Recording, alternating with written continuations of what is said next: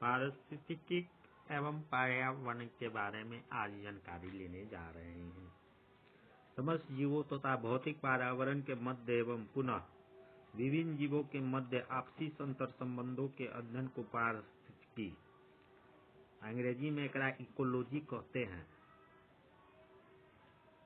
इस जर्मन भाषा में इकोलॉजी कहा जाता है, जो ग्रीक भाषा ओइकोलॉजी का अंग्रेजी रूपांतरण है। इस सर्वप्रथम जीव विज्ञानी जो जर्मनी के थे अर्नस्ट हैकेल ने 1869 ईस्वी में किया था। इसके अंतर्गत समस्त जीवों के पास पड़ोस के बाह्य विश्व के साथ संबंधों का अध्ययन करते हैं। क्या करते हैं? समस्त जीव जो अंदर बाहर में है उस सबका अध्ययन करते हैं। इसमें 3 पक्ष का अध्ययन करते हैं। पहला पक्ष है कि किसी क्षेत्र विशेष के भौतिक पर्यावरण के संदर्भ में जीवों का अध्ययन करते हैं।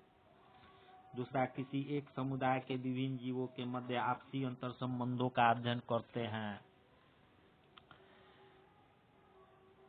तीसरा है विभिन्न समुदायों के जीवों के मध्य आपसी अंतर संबंधों का अध्ययन करते हैं। अब है कि पारिस्थितिकी अध्ययन के उपागम कौन कौन होते हैं। इसको अंग्रेजी में बोलते हैं अप्रोचेज ऑफ स्टडीइंग इकोलॉजी। वर्तमान समय में पारिस्थितिकी अध्ययन के 2 उपागमों का अभ्युदय हुआ तथा पारिस्थितिकी को 2 प्रमुख शाखाओं में विभाजन हुआ है, जो इस प्रकार से है। पहला है स्वपारिस्थितिकी ऑटो इकोलॉजी। इस शाखा में किसी निश्चित पारिस्थितिकी तंत्र में एकाकी जाति सिंगल स्पीशीज का उसके पर्यावरण के साथ संबंध के बारे में अध्ययन करते हैं। और दूसरा है समुदाय पारिस्थितिकी सिकोलॉजी।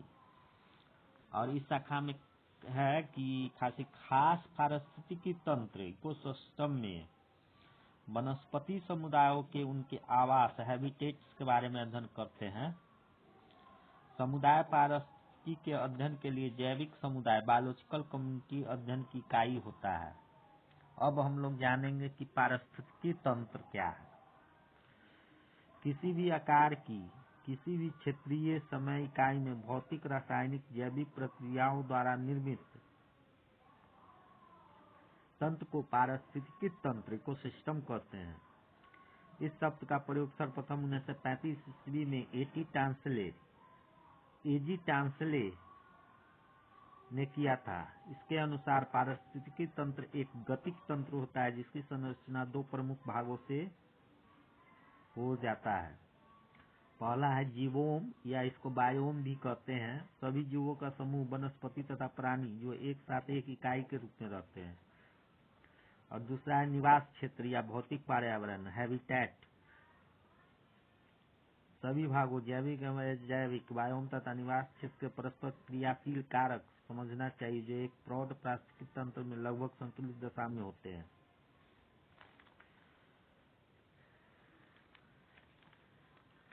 पारिस्थितिकी तंत्र की कार्यशीलता फंक्शनिंग ऑफ इकोसिस्टम। पारिस्थितिकी तंत्र की कार्यशीलता ऊर्जा प्रवाह के प्रारूप पर निर्भर करता है। ऊर्जा प्रवाह मतलब कि एनर्जी फ्लो पारिस्थितिकी तंत्र में जैविक एवं अजैविक पदार्थों के वितरण एवं संचरण में भी सहायक होता है। ऊर्जा का प्रवाह एक दिशी मार्ग यूनिडायरेक्शनल पाथ का अनुसरण करता है। कार्यशीलता के आधार पर पारिस्थितिकी तंत्र के संघटकों को 5 प्रमुख वर्गों उत्पादक, उपभोक्ता, वियोजक, अजैविक तत्व तथा मृत जैविक तत्व में विभाजित किया जाता है।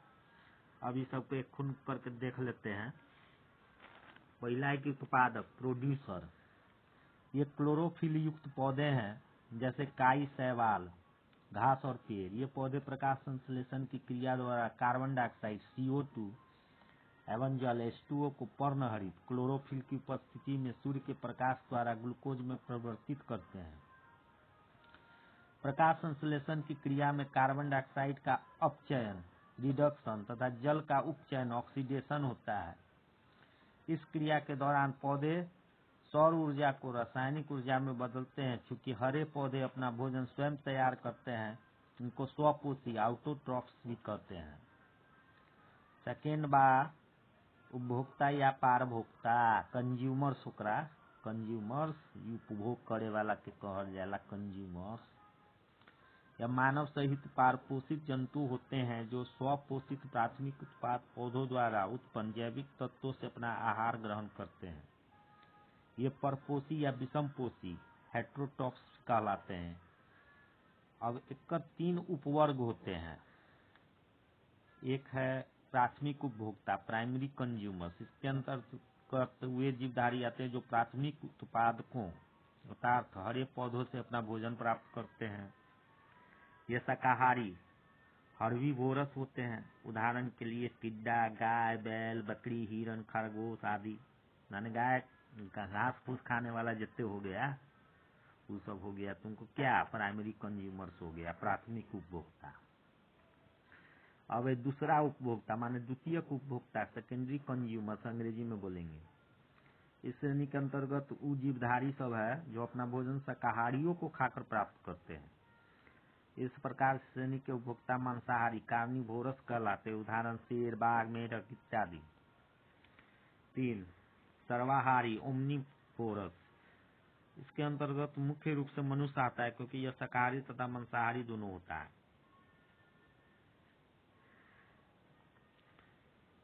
तीसरा वियोजक या अपघटक, डिकम्पोजर्स।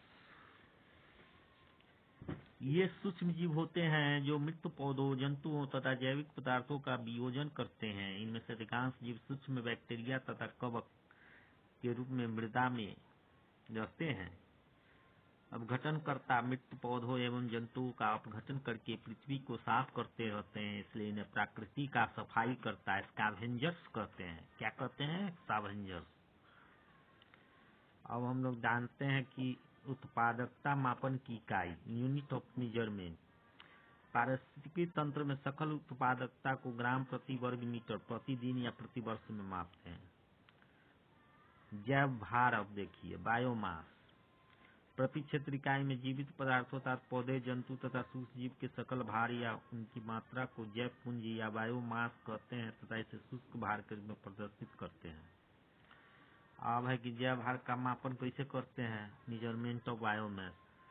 RH वीटेक्स तथा GM वुडवेल, RH वीटेक्स एंड GM वुडवेल, इन्हें समस्त भूतल के तथा प्रमुख प्राकृतिक पारिस्थितिकी तंत्रों की शुद्ध प्राथमिक उत्पादकता तथा पौधों के बायोमास या जैव पुंजों का मापन किया है। अब आ जाओ पारिस्थितिकीय उत्पादकता, इकोलॉजिकल प्रोडक्टिविटी के बारे में जान लेते हैं। किसी क्षेत्र में स्वपोषित प्राथमिक उत्पादक हरे पौधों द्वारा प्रति इकाई क्षेत्र में प्रति इकाई समय में सकल संचित ऊर्जा की मात्रा को पारिस्थितिकीय उत्पादकता कहते हैं। पारिस्थितिकीय उत्पादकता 2 प्रमुख कारकों पर निर्भर करती है। पहला है स्वपोषित प्राथमिक उत्पादकता, हरे पौधों को सुलभ होने वाली सौरिक ऊर्जा की मात्रा, तथा 2 हरे पौधों की सौरिक ऊर्जा को रासायनिक या आहार ऊर्जा में रूपांतरित करने की क्षमता तथा दक्षता। शुद्ध प्राथमिक उत्पादन NPP, सकल प्राथमिक उत्पादन GPP, श्वसन द्वारा प्राथमिक उत्पादकों द्वारा नष्ट ऊर्जा की मात्रा।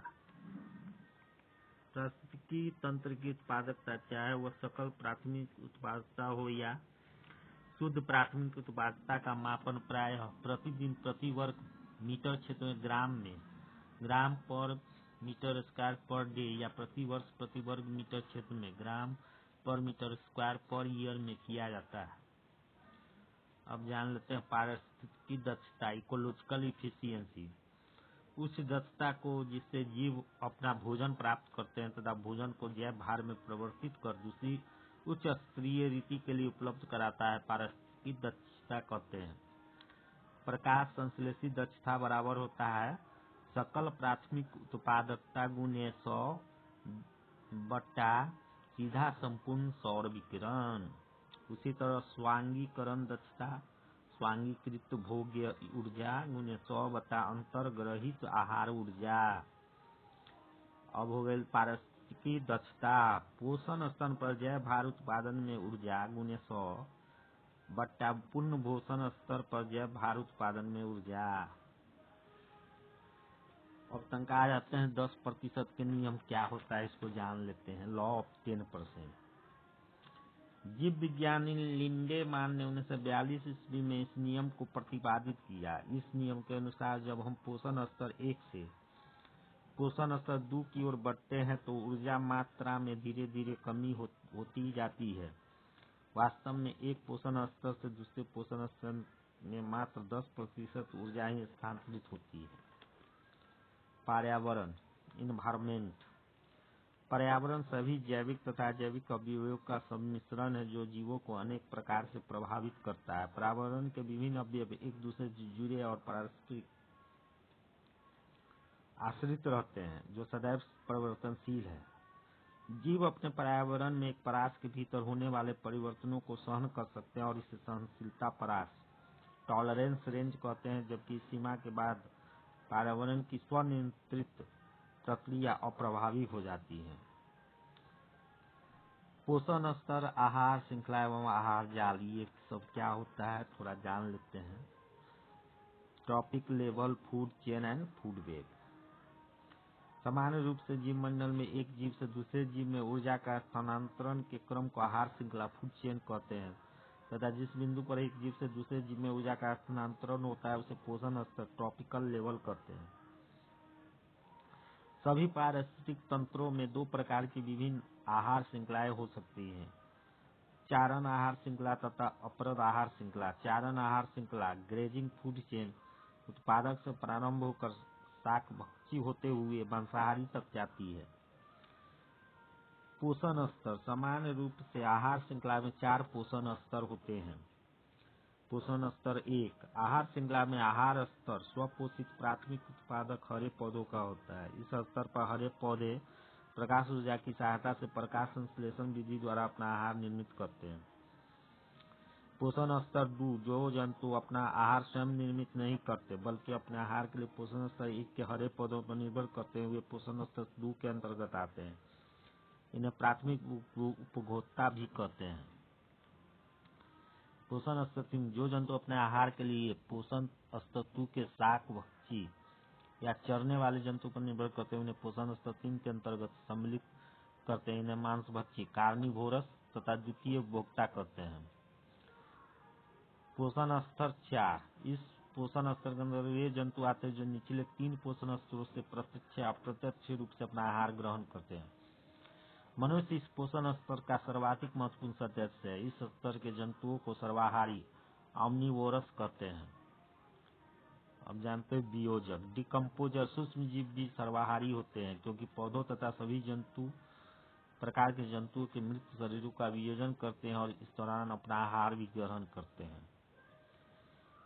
थोड़ा जान ले आहार श्रृंखला फूड चेन। आहार श्रृंखला वास्तव में निम्न पोषण स्तरों से उच्च पोषण स्तरों में ऊर्जा का स्थानांतरण तथा गमन का श्रृंखलावाद क्रम होती है। यह सरल भी हो सकती है जबकि अधिकांश आहार श्रृंखला जटिल होती है। पारिस्थितिकी तंत्र की श्रृंखला को निम्न प्रकार से दर्शाया जाता है। उत्पादक, प्राथमिक उपभोक्ता, द्वितीय उपभोक्ता, तृतीय उपभोक्ता, उच्च मांसाहारी। एक तालाब में पारिस्थितिक तंत्र में खाद्य श्रृंखला के जीवधारियों का क्रम शैवाल, जलीय पिस्सू, छोटी मछली, बड़ी मछली, बत्तख, बगुला। घास स्थलीय पारिस्थितिक तंत्र में खाद्य श्रृंखला के जीवधारियों का क्रम इस प्रकार से है। घास, कीड़े मकोड़े, टिड्डे, चिड़िया, मेढक, बाज, सांप, गिद्ध। वन पारिस्थितिक तंत्र में खाद्य श्रृंखला की जीवधारियों का क्रम शाकीय पौधे के रूप में चूहे, गिलहरी, बिल्ली, जंगली कुत्ता। अब हम लोग जानते हैं आहार जल फूड वेब। प्राकृतिक पारिस्थितिक तंत्र में आहार पोषण संबंध अत्यधिक जटिल हो जाता है क्योंकि आहार ऊर्जा के स्थानांतरण एवं दमन की प्रक्रिया कई परस्पर संबंधित इंटरकनेक्टेड एवं परस्पर गुथी हुई इंटरलॉकिंग आहार श्रृंखलाओं से होकर संपादित होती है। यह स्थिति उस समय संभव होती है जब कई प्रजातियों के जंतु एक ही प्रकार के भक्ष्यों का भक्षण करते हैं या एक ही प्रकार के सदस्य कई प्रकार के भक्ष्य जंतुओं को ग्रहण करते हैं। पारितंत्र की उत्पादकता, प्रोडक्टिविटी ऑफ इकोसिस्टम। पारिस्थितिकी तंत्रों में उत्पादकता दो प्रकार की होती है, प्राथमिक तथा द्वितीय। उत्पादक जिस दर से सूर्य के प्रकाश को अवशोषित कर प्रकाश संश्लेषण द्वारा कार्बनिक पदार्थ का निर्माण करती वह प्राथमिक उत्पादकता कहलाती। ऊर्जा के पूर्ण अवशोषण की दर या कार्बनिक पदार्थ जीव भार के कुल उत्पादन की दर को सकल प्राथमिक उत्पादकता कहते हैं। उत्पादकों के श्वसनीय क्रिया के उपरांत बची हुई ऊर्जा या जैव भार वास्तविक प्राथमिक उत्पादकता कहलाती है। अतः वास्तविक उत्पादकता सकल उत्पादकता माइनस श्वसन दर। पारिस्थितिक तंत्रों में वास्तविक उत्पादकता, रियल प्रोडक्टिविटी ऑफ इकोसिस्टम। पारिस्थितिक तंत्र क्षेत्रफल माध्य कुल प्राथमिक उत्पादकता टन प्रति हेक्टेयर प्रति वर्ष। उष्णकटिबंधीय वर्षावन 17-20।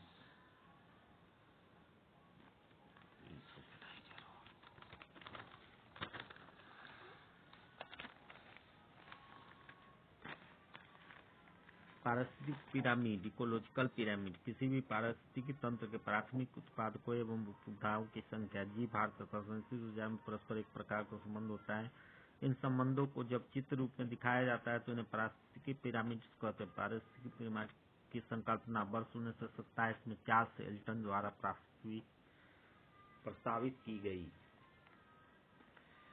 जैव विविधता, बायोडायवर्सिटी किसी भी सुनिश्चित प्राकृतिक क्षेत्र में पाए जाने वाले जीव जंतुओं तथा पेड़ पौधों को अनेक प्रजातियों की विविधता तथा समृद्धि को स्थान विशेष की जैव विविधता कहते हैं। जैव विविधता शब्द का प्रयोग सर्वप्रथम कीट वैज्ञानिक ईओ विल्सन ने वर्ष 1986 ईस्वी में जैविक विविधता पर अमेरिकन फोरम के लिए प्रस्तुत प्रतिवेदन में किया था।